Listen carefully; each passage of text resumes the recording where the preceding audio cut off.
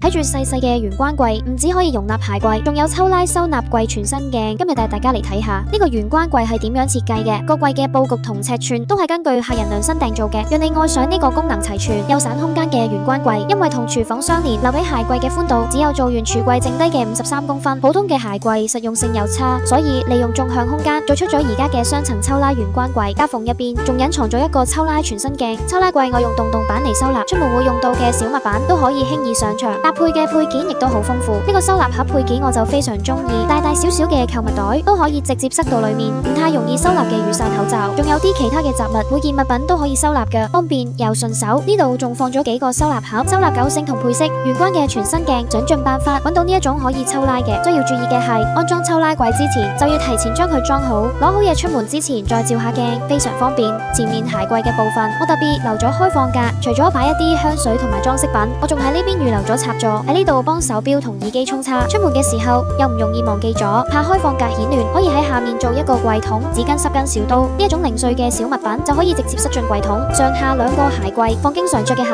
亦都好夠用，因為尺寸冇幾大，所以深度都係按照自己嘅鞋碼嚟做噶。呢種形狀大啲嘅鞋就可以橫住放兩雙，全部做咗活動層板，矮啲就可以放拖鞋，底部加裝咗兩個輪子嚟支撐，裝咗輪子就變得非常穩固，櫃門關入去都變得非常絲滑。隱形玄關櫃嘅尺寸，我覺得係要根據自己需求，鞋櫃嘅深度做到30公分，只能夠剩低23公分留俾抽拉櫃。其實如果可以再深一啲，呢度都可以做成抽拉鞋櫃。鞋櫃嘅寬度係64公分，窄一啲嘅鞋可以並排放3雙，雖然空間冇幾大，但仲係好滿足幾乎所有嘅玄關需求。訂做後嘅玄關，讓出門同返屋企都方便好多。希望呢個設計都可以滿足大家。如果你都覺得有興趣，快啲 follow 我哋啊！